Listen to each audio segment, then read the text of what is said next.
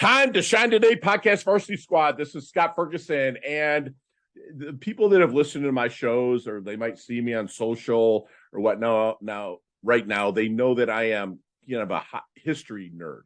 Okay, I love history. I like to go back. I feel like Barbara will say, you know what you're talking about a little bit when you know the actual history. And my good friend Barbara Ann Mojica, she provides the tools to inspire, entertain, and educate the youth.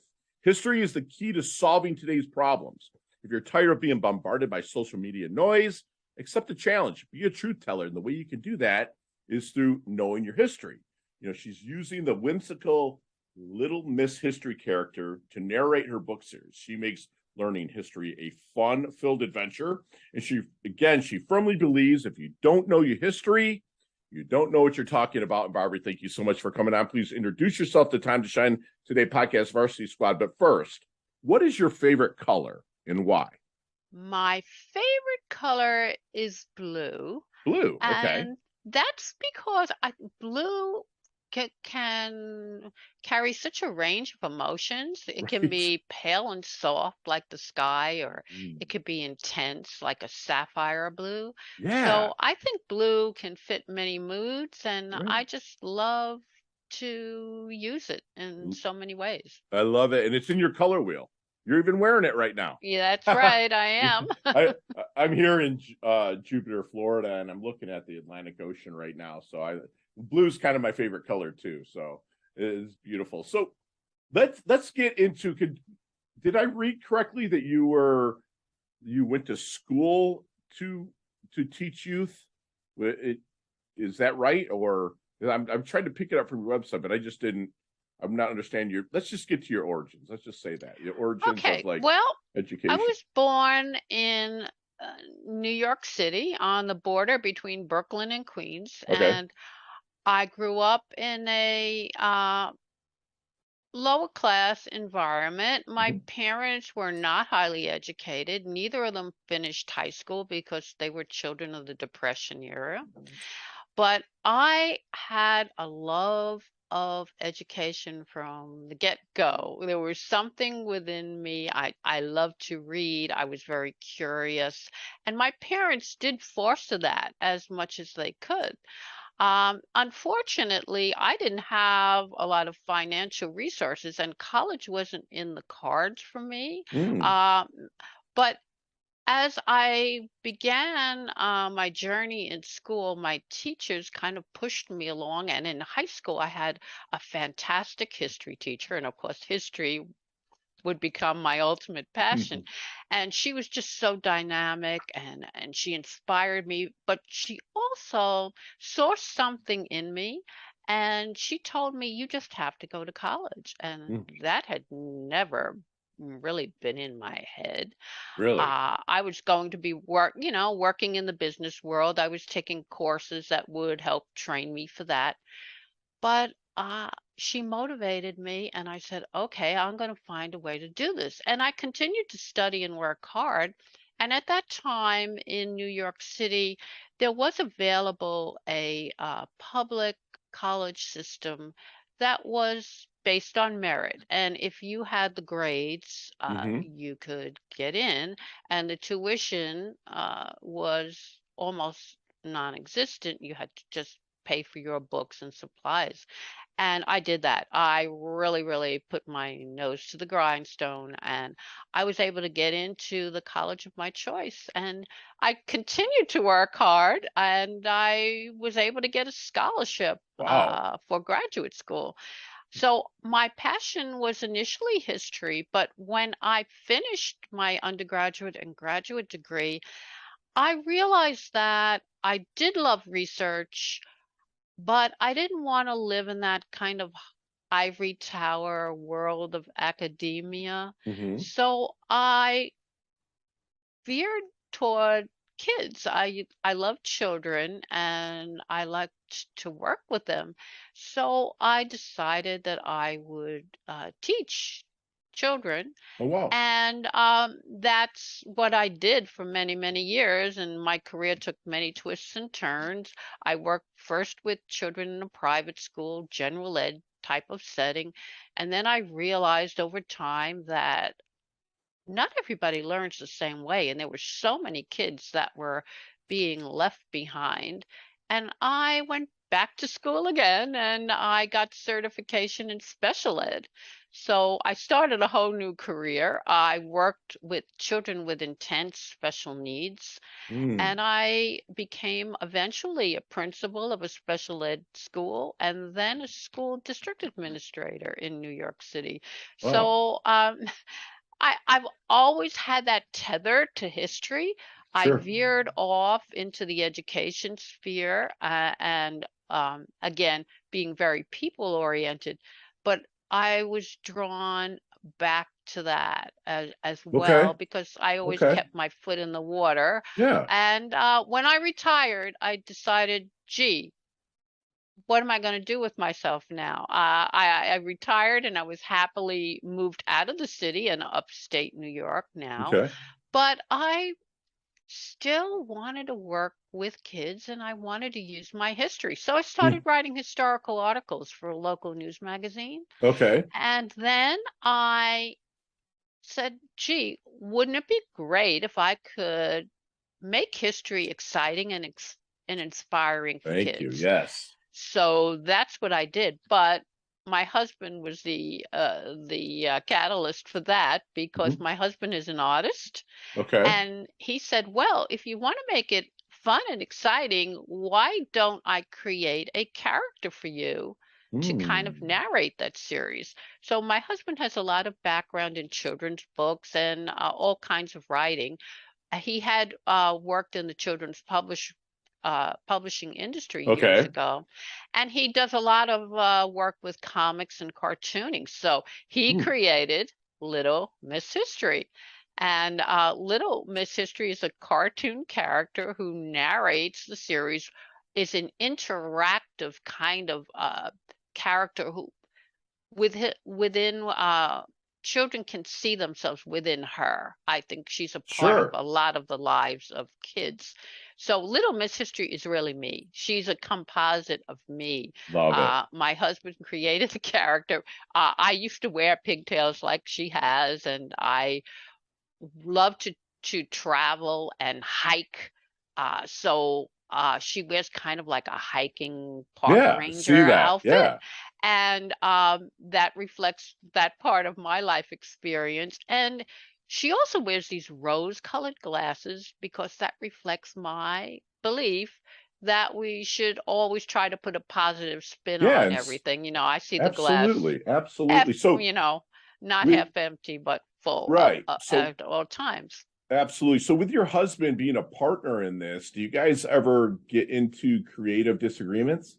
Mm, not usually. Now, my husband is also a history buff. He Okay. loves history and he's very, very into exploring all kinds of places and people. Hmm. But the only time we get into some kind of disagreement is when I have a finished script, Mm-hmm. and a script for me usually involves at least 10 or 12 revisions because in writing a children's book, the hardest part is getting it down to the nitty gritty. Sure. It's a picture book, a multimedia book, and you don't have a lot of words Sure. to put into that because you want to make it fairly simple Right. and appealing to all ages. Sure. So what happens sometimes is I have my message all set out and Mm. then it's ready to go to illustration, Illustration, and right? he takes a look at it and goes through it, and his first step is to make thumbnails. So he does his Sure. thumbnails as to Okay. how the Okay. pages will be laid out. Hmm. And then sometimes it just quite doesn't work. His vision of how to portray the story artistically in image form Hmm. doesn't always jive with the text. So Okay. sometimes I will have to make slight revisions Okay. again to coincide with his artistic vision. So Oh, that's the wow. only time we will really have a Love disagreement. that partnership. Love that part. So, Barbara, what do you think then people's biggest blind spot is to history? Like, what do you think? Some people it turns them off. Why do you think that might be? Because they don't understand what history is. Okay. History, everything in the world has a history, right? So art, music, anything has a history. When we're born in the middle of a story. Okay, there Ooh, have been people who have come before us in our family, in our community, in our world. There are people that we're going to interact with during our lifetimes while sure, we're making our own history. And then there are people who are going to come after us. So history is really something that's evolutionary, and it's something that's important to every single one of us because we're all characters in history. We all have a role to play in creating this ongoing story. So people see history as just a series of events or timelines or dates or really important people like George Washington or sure, Napoleon. But right, it's not that. History is really made up of everyday people who yeah, get up, they eat breakfast, they go to work, they have relationships with family and friends, sure, and they do their own part to change the world every single day. right, So right. that's what I think is the biggest misconception of history. Understood. Yeah. So, speaking of history, have you seen the movie Back to the Future? Yeah. Okay, let's get that DeLorean with Marty McFly. Let's go back, man. Let's go back to the Double Deuce, the 22-year-old Barbara. What kind of knowledge nuggets, as we call them here in Time to Shine today, what kind of knowledge nuggets might you drop on her? Not so much to change anything, okay, but to maybe help her shorten a learning curve, you level up or blast through maybe just a little bit quicker. Well, what I think I would tell my 22-year-old was to be more bold and Mm. to let my curiosity Oh, out there yes. and act more on what I'm thinking rather than Ooh, I just think love it. about it. I love it. And Yeah. when you can flex your curiosity muscles, so many things become apparent for you to really embrace. So I love that. And if you don't know something that you're curious about, like my good friend Leah Woodford would say, get your asking gear. Ask. There's people there that can help you. And so, how about your dash? How do you want your dash remembered? That little line in between your incarnation date and your expiration date, your life date and your death date, because that's your history. How do you want your dash remembered?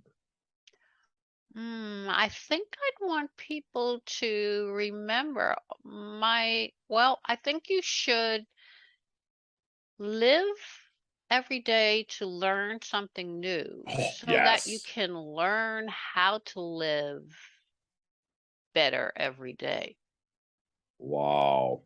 That's deep. A lot of people know. I've asked that question a few times. No one's really said that, but you're right. Learn something new or even meet someone new and learn from Mhm. them so you can live a better life. I love that. Wow. So, what do you think then people misunderstand the most about Barbara I think people, when they see me, they tend to think I'm very quiet and serious Ann? and I can see that though. I can see kind of it. like mousy, but I'm not, I'm really not. I'm Okay. really very open and I am a quiet type of person. I'm not Hmm. really loud, Yeah. but I think I'm very much interactive and outgoing with the people that I move with in my own circle. So I Yeah. think people people kind of misjudge me in that way. Wow. So, what is your favorite point in history that you love to dig into? Because we talked off, Mike, about me. I'm kind of the Civil War through the Gilded Age because of all that to me that's happened. Because being an entrepreneur and whatnot, and having your Rockefellers and your, J.P. Morgans and your Henry Fords and stuff like that. But like, what point in history really, for lack of a term, turns you on? Like I can't wait to dig into it. Well, that's changed. When I was first studying history, my specialty in graduate school was ancient and medieval history. Mm-hmm. But now I am more into American history, I would say from the Revolution through the Civil War. Oh, beautiful. That time. It just seems like there's so like okay, so you had the Revolutionary War in the 1770s or 1760s to kind of start into the 1770s. So, but then that's done, and then you had the War of 1812, but you didn't it's like it's such a blank slate. People forget that 80 years between the end of the Revolutionary War and when the Civil War really kicked off. You know, it's like that's my next endeavor, Barbara Ann, is to really dig in to that time between the War of 1812 until 1855. Like, I don't know jack about what happened at that time. And that's my next kind of endeavor to dig into, even though just because, like you, I'm curious. And like, I couldn't tell you a president in between 1812 and 1860. Like that's how bad it is for someone that's really into history. So I love that I'm talking to somebody. We're like kindred spirits in a sense that we kind of dig in, but you have the ability to write about it and whatnot. So we know that Little Miss History is you, but do you put other people that were in your life into Little Miss History, the stuff maybe you've learned along your timeline? Oh, yeah, definitely. I mean, we're all a combination of our experiences. And I think Yes. sometimes we don't even realize uh, the the number of people that have influenced us. And, it's just something that kind of filters through our brain in the background. And we Yeah. don't even realize how much we're influenced by little tiny events that happen to us and people that we might meet even briefly in Yes. our lifetime. So yeah, I think during my long career working in education with so many different kinds of Yeah. people and parents in so many different kinds of circumstances. I mean, I've worked uh, with uh, parents that have come from countries all over the world. Mm. I've worked with academic quote types who are very scholarly and take a very, formal approach Yeah. to things. But and then I've worked with young kids, and out of the mouth of babes, what you learn from very, very young children Yes. can be quite eye-opening. Yeah. So I think all of this is kind of now come to a point now in where I can share little nuggets of, what I've learned along the way Love it. in Little Miss History and in the other things that I do and in addition to writing the books as well and Yeah. trying to share and make things easier for someone Beautiful. else. Beautiful. So without getting political at all, because I don't do that here on Time to Shine today, but what is your feeling? Again, I just want feelings. I don't want to go political with this about some of the history that wants to be erased. I don't think we learn from erasing anything. I mean, Okay. everything that has happened, and the way it has happened and why it has happened, uh, that's all part of the process of learning history. History, when we study history, we're studying a topic, a subject of interest, Right. but we have to look at it from the perspective of the time in which it happened, the people who were living there and the influences on those people who were living there, Yes. how the communication has changed, the way people communicated in the past, and the ability to communicate has Right. changed dramatically. Right. Okay, so we're 100 years ago, we're talking about the telegraph and writing a letter. Right. Now we're talking about instant communication through the internet. Right. So the context, the influences, the way it's communicated, the fact that when we study history, you have to use primary sources, Mhm. the letters, the journals, Yeah. the artifacts, Yeah. the real pieces of Yes. what there Love that. was. It's not this secondary information. And today we rely largely on secondary Way too information. much. Right. We don't rely on the facts. We give our own interpretation of Yes. the facts. And then with social media, we Numbs are you to it. often Yeah. not given both sides of the question. We're not giving the multiple perspectives Thank you. that we need in order to understand anything. So Right.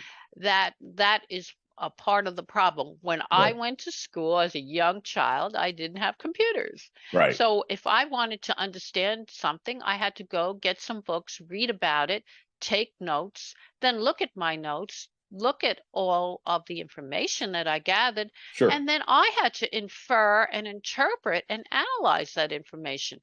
And Do we fact do check that it. today? Everything. Yeah. No, we don't always do that today. Do we Right. get the news today, Right. or do we get a panel of quote experts who give Absolutely. Yeah. us their opinions on Sure. something? Right. And then we have to decide, well, who do I want to believe? Depending Right. on what kind of venue we're looking at, we're Right. going to get one spin or a different spin. Right. And our friends influence us when we go on social Right. media. Yeah, it makes What you do our numb to friends everything say? for sure. Okay, so my friends say this, so I guess that must be right.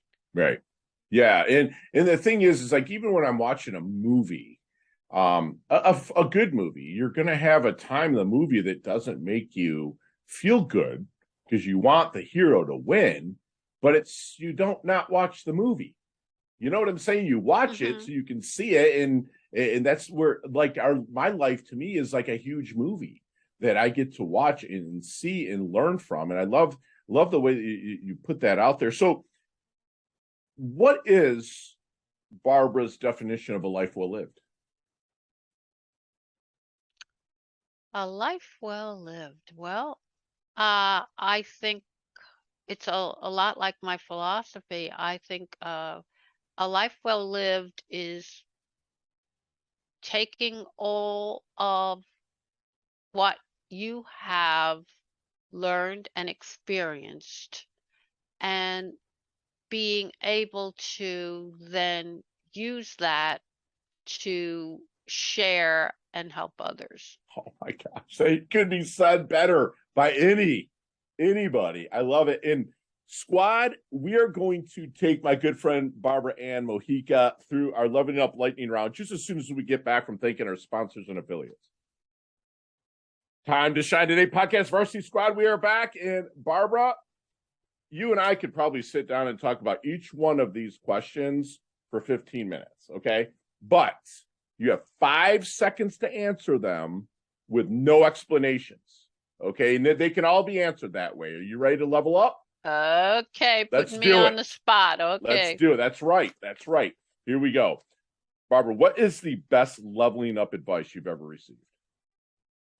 Go to college. Beautiful. Share one of your personal habits that contributes to your success. Eating well, exercising, and working hard every day. Love it. Can't beat that. So other than your own website, and of course, Time to Shine Today, my shameless plug, what website does Barbara go to level up? Oh, one website. That's tough. There are so many.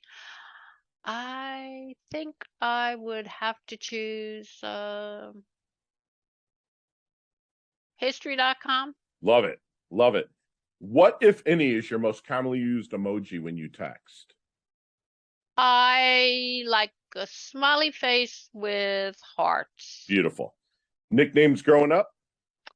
Big Barbara, and that's a funny one because I wasn't the Big Barbara. I was Big Barbara because I was older than the girl downstairs who Gotcha. wound up growing up and being bigger than I am. So Gotcha. Okay. Chess, checkers, or Monopoly? Monopoly. Gotcha. Go to ice cream flavor. Soft ice cream, chocolate and vanilla swirl. Beautiful. There's a sandwich called the Little Big Barbara. Build that sandwich for me. Okay, let's see. Wheat toast, Okay. cheese, bacon, Ooh, there you lettuce, go. and tomato. Love it. Got some man candy on there, that bacon. I love it. Love it. Love it. Favorite charity and or organization you like to give your time or money to? Um, Veterans organizations, Thank you. several of them, Thank you. like VFW and Wounded Yay. Warrior. Good deal. Also, for children, St. Jude's Hospital for Children. Thank you. I donate to St. Jude's every time I get that envelope in the mail, which is like usually once a month. And I also, I served 7 years. So thank you for doing that for the veterans. So best decade of music, 60s, 70s, 80s, or 90s? Ooh, 60s. Awesome. Awesome. And lastly, and don't elaborate on this one, just give me that time frame. What time would you go back for one day in history where you can come back today? You can't change a thing, only observe. What day in history would you go back to and observe?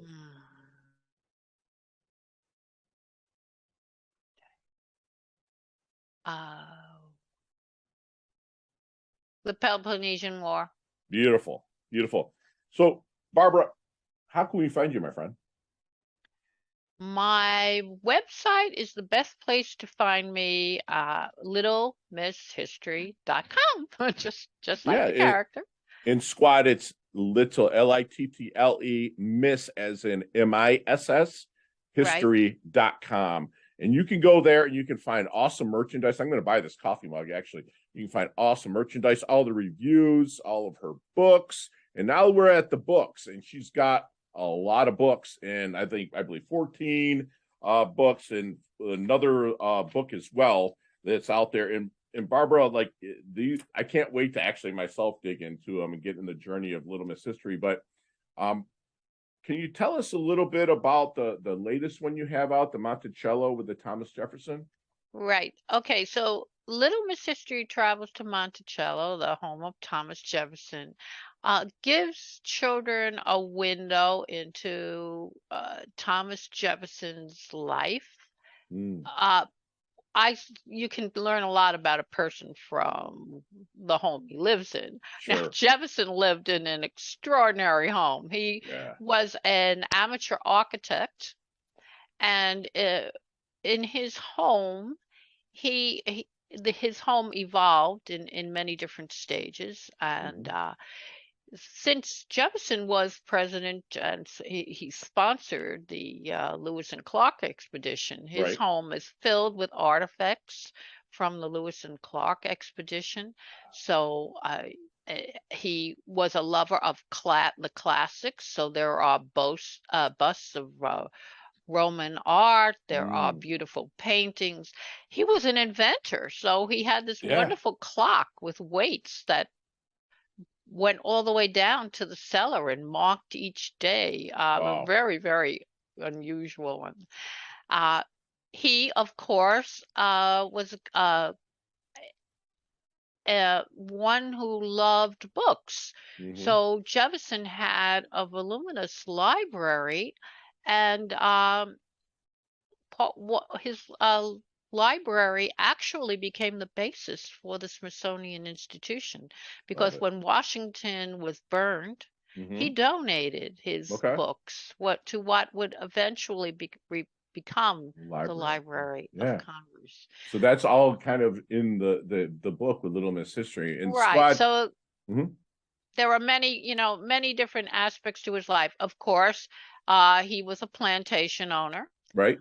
He owned and had slaves. Mm-hmm. The book is dedicated to all the descendants of Mm. Thomas Jefferson, many of which uh, were originally slaves. Hmm. We talk about the role that slavery played in his Mm. life.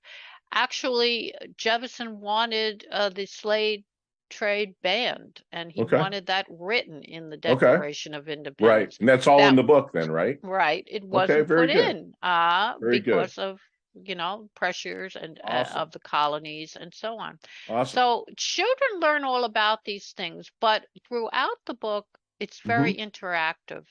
And Beautiful. I ask children their opinions, and I ask them questions, and I give them uh, opportunity to continue the discussion once they've Oh, finished beautiful. reading the book Okay. as well. Excellent. Excellent. In squad, I am going to do a free giveaway, especially if you have a little that you really want them to dig into a real history of Monticello and Thomas Jefferson, because my good friend Barbara Ann does her research and she knows what she's talking about. The first person that puts Little Miss History in any of our comments, I don't care if it's Pinterest or LinkedIn or Twitter or anywhere that you see this podcast or where you picked it up from, or even my our phone numbers in the show notes. So if you even text a Little Miss History, I'll make sure that you get the first one that does it will get the book mailed to them. And Barbara, I just need you to do one last solid and leave us with one last knowledge nugget that we can quickly, one last knowledge nugget that we can take with us, internalize, and take action. If you don't know your history, you don't know what you're talking I about. love it. And squad, we just had like a really kind of back in time fun conversation with my good friend Barbara Ann Mojica. You know, she had a love of education from the get-go. She grew up really curious. She had people in her life, the counselors and whatnot, that pushed her to blast through her identity of humble beginnings and to go to college. You know, and later as she went through life, she learns that not everybody learns the same way. You know, and kids, she doesn't want to have any kids left behind. And she has unbelievable patience to do what she did, the principal of a special needs school and what she's did. You know, she has an awesome partnership with her husband. I would love to be a fly on the wall while they're in there talking about the creating of the book. That would be just this fantastic. You know, she reminds us that everything has a history. We're born in the middle of a story. So what we do does mean something. You level up your life and make it known if that is what your passion is. You know, she would remind herself and also to remind you, be bold, let your curiosity run wild and let that shine and act more. Get your, asking gear if you don't know, but take that action. You know, and she wants you to learn something new every day to live a better life and to pass that on to others as well to help them level up their life. You know, that she reminds us we don't learn by erasing anything. You know, everything is a process of learning, no matter what's happened in the course of history, whether it's worldwide or this great country, United States. And she wants you to take, again, what you've learned and experienced and being able to share that and pay that forward to somebody that might be able to learn and use that, because again, it's a form of mentoring. You know, my mentor always said, the more you mentor, the more immortal you become, because they're going to keep passing it on, passing it on, passing it on. And that's what my good friend Barbara's doing. She's planting trees that she's never really going to sit in the shade of, but it's part of her story. We'll change it to her story instead of his story. But no, in all seriousness, Barbara, you level up your health, you level up your wealth, you're humble and curious, yet you're still hungry to be able to put out great content. I'm blessed to have you on. Thank you so much for coming on. I absolutely love your guts. Oh, thank you so much for the opportunity to share with all of your listeners. You bet. We'll talk soon. Take care. Bye now. Bye.